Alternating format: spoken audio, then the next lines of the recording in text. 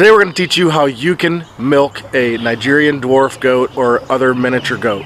This is either your first time that you've owned goats, or you've had your goats for a while and they've been bred and they're finally in milk and you are just dumbfounded on how to milk these small little goats. Today what we're going to do is we're going to show you how we milk our goats, and hopefully this can help you when you milk your goats. So let's get into it.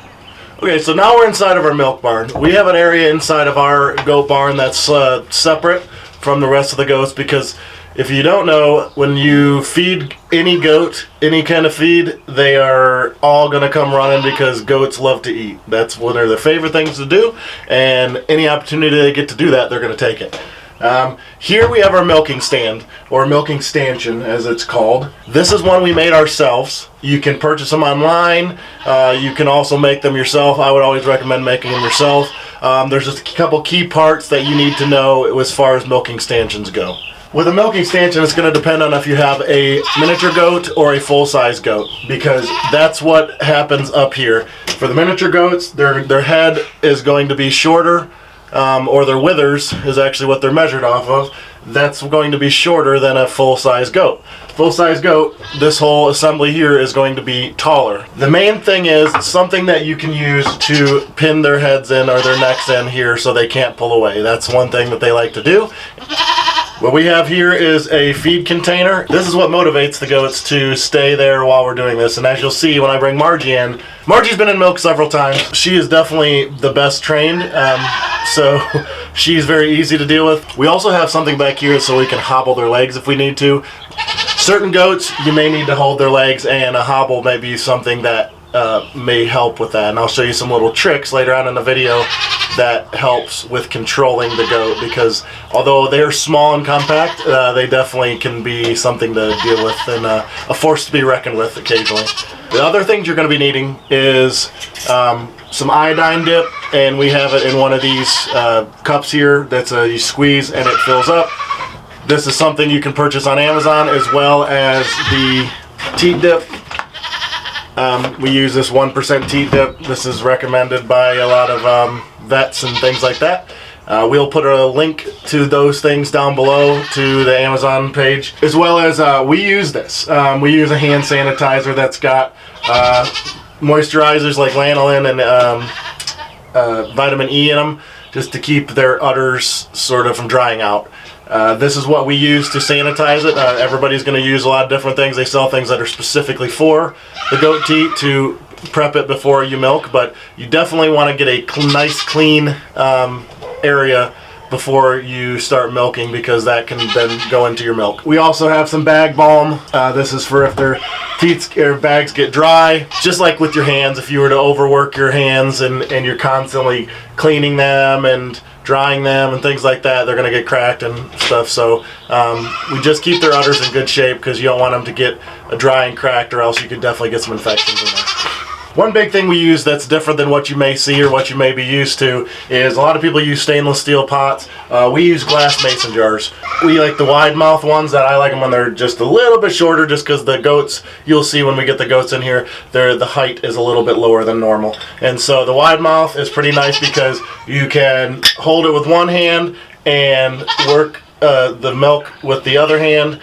And with certain goats, you'll see why that comes into play, because when you start milking, if you haven't already, you will see the goat's favorite thing is to stick their foot in your milk. They love to do it. They love to kick it over, and they love to put their feet in it. It's almost like they have a honed-in radar that tells them exactly where they need to put their foot. The nice thing about the glass jar is you can control it, and so if you see that foot coming up and down, whoop, just pull it right out of the way, and you're not ruining your milk or anything like that. So let's get one of these goats in here and see if we can get them milked. All right, Tina's first.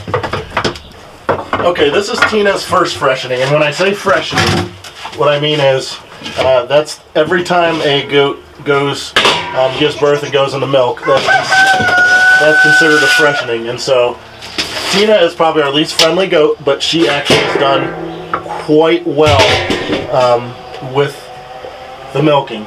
I always give the goats a scoop of food when they come in here. This is the nice time for the mothers to get away from the other ones and headbutting each other and all that stuff. And so they get hay throughout the day. They get grass hay throughout the day. And I'll get more into feed and everything towards the end of the video.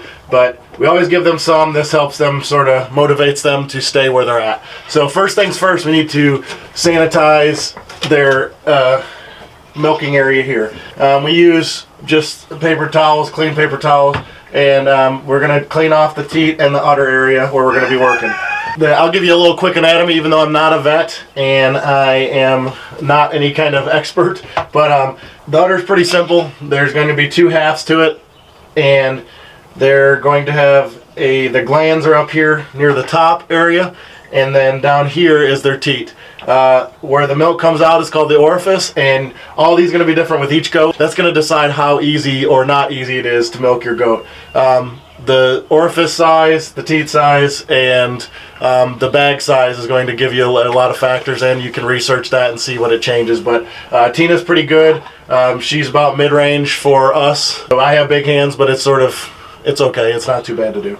And so the thing that we do is, once she's clean and dry, you're just going to wrap around the teat just like this.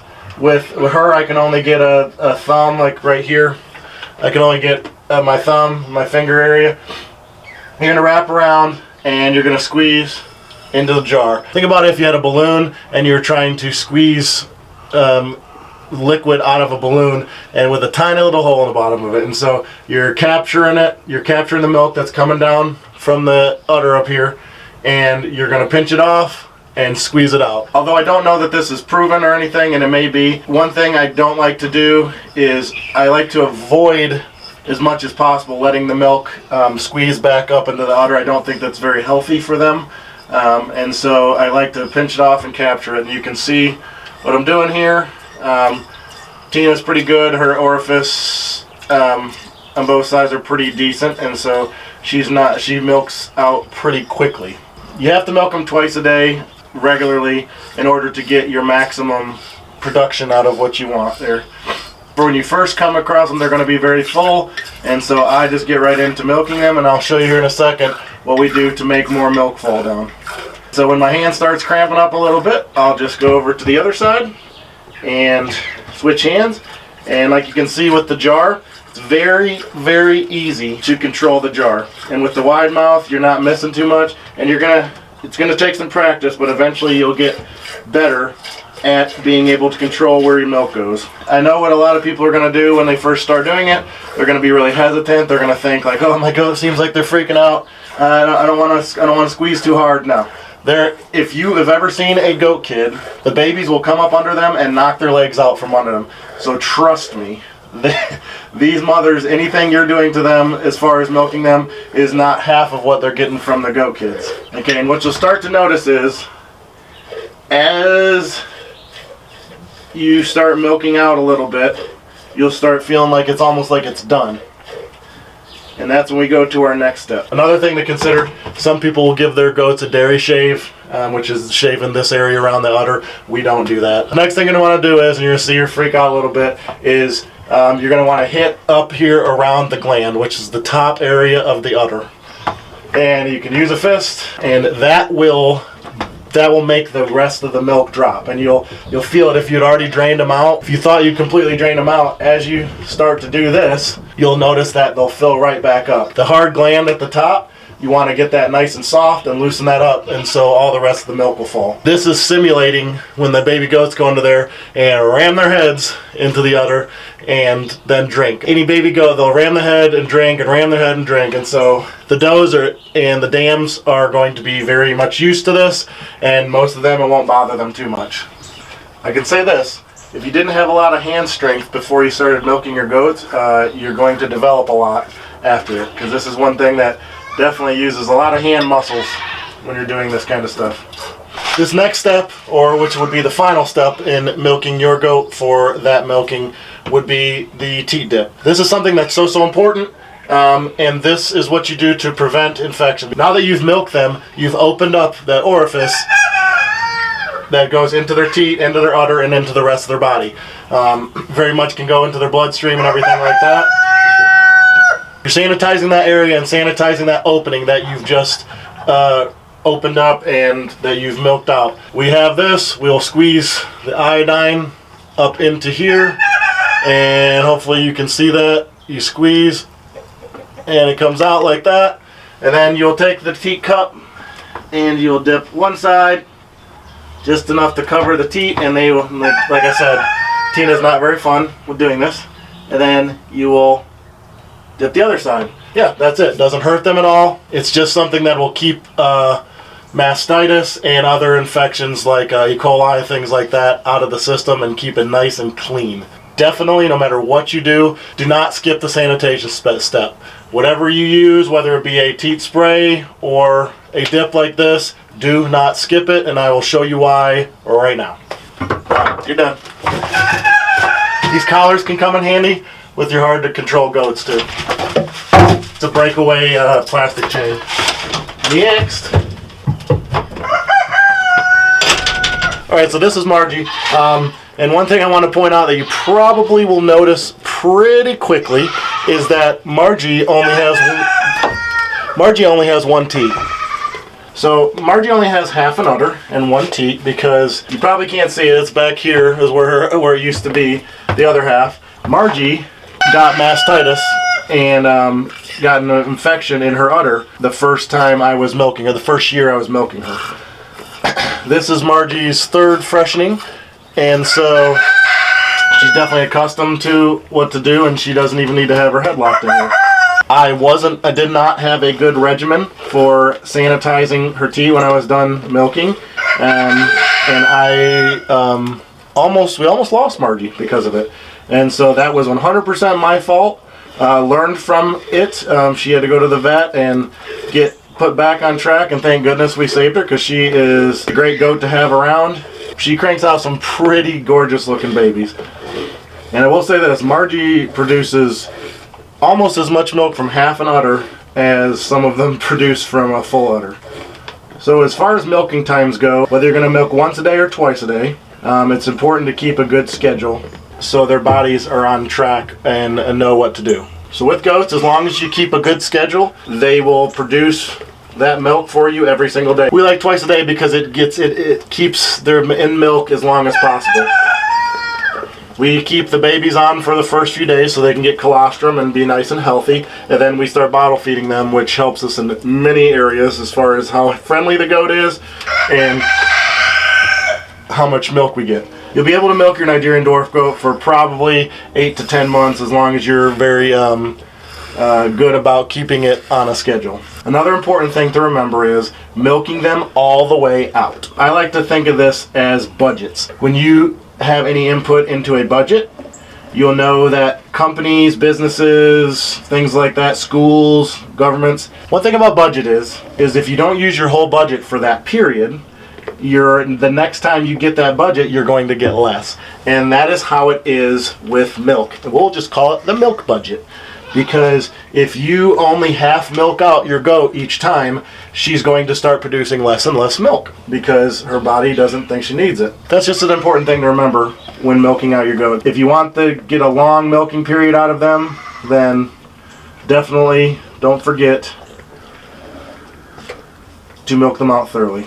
And the nice thing is, once you get your girls in a good routine of milking, they'll sort of come in a line, which is pretty cool and makes it a lot easier on you and quicker. Alright, Margie, you're done. Okay, we're inside now. We got our goat's milk. Don't let my hands fool you, these are not little tiny half-pint jars, these are actually quart jars. And so next thing we need to do is we need to filter this milk out. We store our goat's milk in these half-gallon size glass containers with a plastic lid, and this is, you can mark on these plastic lids if you want to mark the date. We go through it so quick that it's not typically an issue. One thing you'll hear a lot is people talk about how much the flavor changes depending on how quick you get it chilled. Some people will even milk into a bucket that's got ice around it, things like that, because they just don't want that goaty flavor. I'm going to tell you why I think that it's not as much about the immediate chilling, which you should be doing. You should need to get in the refrigerator fairly quick. But that's I don't think is what changes the flavor as much. Okay, we've looked at milk filters before that are specifically designed for that, and I'm sure they have microns and all that things that can tell you how much it filters and things like that. But what we've noticed is using a high quality paper towel, this will filter out all the stuff that you're really concerned about. You're not going to be able to filter out bacteria. What you would need to do is pasteurize it. You can buy pasteurizers. There's some that are old that you can find online for fairly cheap, but a pasteurizer just superheats it and kills all those bacteria. What I can say is this. Your state, your area is going to have some kind of rule as far as selling the milk goes, but as far as us drinking and consuming this stuff ourselves, we love it. This is raw milk. We consume it as raw milk, and we love the taste of it and the good bacteria. This part doesn't need to be overcomplicated. We just sort of shape a paper towel in the top of the jar like this and pour. And like I said, you will catch some goat hair on there, and that's fine. That's what we were trying to filter out. Like I said, we're not trying to filter out you cannot filter out like a bacteria or something like that. That's why it's important to keep up with the health of your goats. But you will have some hair in there. It's just a natural part of milking. So don't be freaked out by that. So as you can see, it only takes just a little bit to filter this quart jar. One thing I'll recommend for your jars and any of your things that you use in your goat process, whether you use a milking machine or anything like that, look up a good bleach recipe that you can sanitize all this stuff with, like a certain part of bleach. And I'm not going to get into all that. I'm no scientist by any means, but get a good regimen for a mixture of bleach and water. How many parts of bleach, how many parts of water to clean out and then sanitize your jars and the other things you use in your milking process. While I'm doing this, I'd like to say, if you guys are already milking and you're watching this video and you're like, man, he's doing that completely wrong, hey, give us a comment down below. And if this is your first time milking and we've helped you, give us that thumbs up and comment down below what you thought as well. And if you just completely hate it, you can give us a thumbs down. Hey, that's fine. We got almost a half gallon of clean, delicious, fresh goat's milk. So we'll seal that up and we'll get that in the refrigerator and chilled right away. I said earlier that I would talk about specifically what we do that keeps our milk from that typical goaty taste that people think about. We don't think that our milk has a goaty flavor to it. It's pretty interchangeable with regular milks and things like that, because here's my opinion on it. It's all about what you feed your goats. The goats are giving a lot back to you and a lot of their nutrients in that milk, and so you want to replace what they're giving back to you in their system so they stay nice and healthy. We like to do is we like to give grass hay throughout the day, which we use Bermuda. We use coastal Bermuda, which is very good, a good high quality, and we also give a sweet feed grain mix as they're in the milking stanchion. We also mix black oil sunflower seeds in that. Black oil sunflower seeds will give them a lot of fats into their system, which will help, I think, make the milk higher quality, and it also keeps their coats nice and healthy and keeps them shiny and keeps them good, because they will need fats to replace what they're giving you in the milk. One thing I will say that gives the goat's milk the off flavor, in my opinion, and we've tested it. We've had the goats in milk eat this and then not eat it, and it completely changed the flavor of the milk and it gave it that goaty flavor. Alfalfa. Alfalfa hay is something that a lot of people do. I'm not bashing it. It's a good high quality protein. It's a legume hay. There's a lot of legume hays like peanut hay. The legume hays are very high in protein. That is one thing that's good, and that's why a lot of people stick to it. It keeps their goats nice and full and keeps their protein up so they stay nice and healthy. Or 1 day's worth of alfalfa hay completely changes the flavor of the milk and gives it what we think is that goaty flavor. It's something that we don't do anymore, and since then the milk is sweet and delicious and we love it. If you're noticing it's an off flavor, think about what you're feeding the goats. If you have bucks, keep them away from your does. Do not let the bucks near those does that are in milk, because the bucks have one purpose, and in their mind they have one purpose, and that is to breed with those females. So thanks again for joining us. Hopefully we taught you something. Hopefully you'll check out our other videos. But for now, that's it. We'll see you next time.